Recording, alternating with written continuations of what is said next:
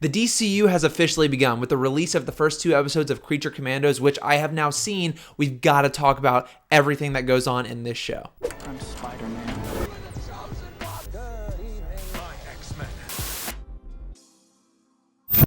Before we get started, we're on the road to 2,500 subs. Let's see if we can get to 2,400 in this video. I think I need like 25 to 30 more. I would love to have you here. Also, leave your comments down below with your thoughts because I read every single one and I most likely will respond. Now, let's quickly go through the plot of episode 1 and episode 2, and then I'm just going to give my thoughts on everything that I've seen so far because this is the beginning of the next several years, if not decades, of DC content in terms of film and TV. So let's break down episode 1. This episode is where we're going to meet all of our main characters that are going to be with us for the rest of the show. We have a couple returning characters from Suicide Squad, which include Amanda Waller, the Handler, as well as Weasel. We also have Rick Flag Sr., who is the father of Rick Flag, who was in the Suicide Squad movie, canonizing that movie, but not the other DCEU stuff. We also get references to Peacemaker in this show, and we're kind of seeing where the DCU is picking up. And right off the bat, this world is already very, very established. We meet our other main characters such as G.I. Robot, who is hilarious, the bride of Frankenstein, Dr. Phosphorus, who is also super cool, and Nina Mazursky, who's kind of like a fish hero. Now, after Waller's daughter outed her for her acts in Suicide Squad, they're no longer allowed to use humans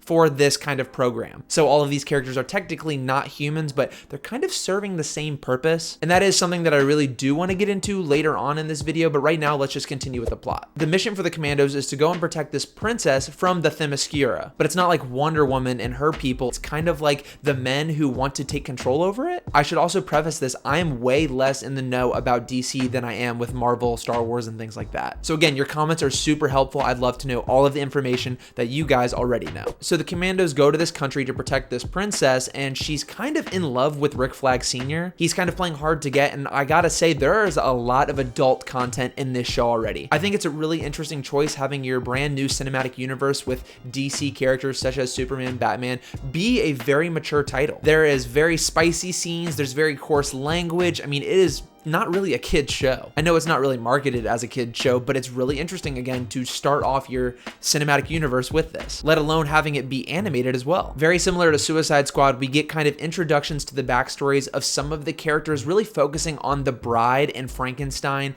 and the monster and their whole relationship. And that's kind of it for the first episode. And then the second episode, we really dive deep into the relationship between the bride, Frankenstein, and the monster. There's tons of world building in these first 2 episodes. I mean, really setting up the DCU as a universe that is not brand new, it's lived in. All of these heroes and villains already exist. Considering Suicide Squad is canon, considering that Peacemaker's canon, there's a lot of stuff that's already gone on in this world that we've not yet been privy to. As I said before, the second episode really dives into the history with the bride. She's being designed to be the husband for the Frankenstein's monster, but actually falls in love with Dr. Frankenstein himself. Out of jealousy, the monster kills his own creator to be with his wife, but she doesn't want to be with him at all. I actually really like this. I thought this was really cool because you're taking kind of stories from our world, implementing them into the DC world. Again, I don't know if these characters actually already exist in the DC universe. I'm assuming the bride does, but nonetheless, I thought this backstory was really cool. There's a lot of other things that do happen in this episode, but that's pretty much the gist. I mean, we see all of these characters, we're kind of getting to know them at this point, and I've got to say, James Gunn has the sauce when it comes to characters. Each one of these people are extremely different. They bring something different to the table, and being told through the animation medium allows them to really shine not only with their dialogue and their meeting with other characters,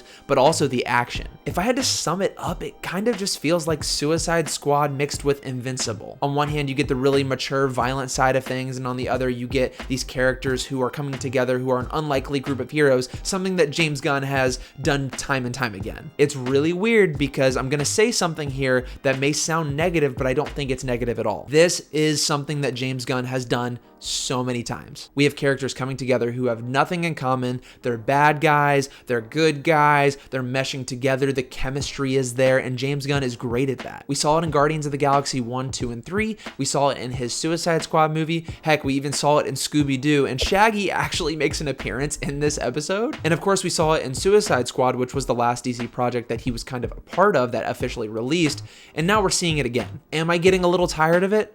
I think so, but guess what? I'm enjoying the hell out of the show. It's like a recipe for success. I mean, I'm having a great time watching this. Am I realizing how similar it is while watching it? Yeah. Do I think it's really kind of strange that they're launching the DCU with this? Absolutely. But at the same time, it's good. I think launching into the DCU with a world that's already established with heroes and villains existing is a good idea considering Marvel kind of went from ground zero, and it looks like the DCU wants to be very different, and it's succeeding so far. I am really surprised how brutal and mature this show is. I did not expect that at all. Again, saying it for the 100th time, being the first project releasing under the DCU banner, and also I love the intro little sequence that they have with Superman. This isn't going to be too long of a video because I'm kind of just waiting to see more here. I don't think I've seen anything too new in this show so far that's really groundbreaking, but again, it's very enjoyable. It's very good. The characters are written super well. James Gunn has done a great job with it so far, but I'm looking for a little bit more oomph, something I haven't seen necessarily. Leave your comments down below. Again, I read every single one. I most likely will respond, and I will see you all very,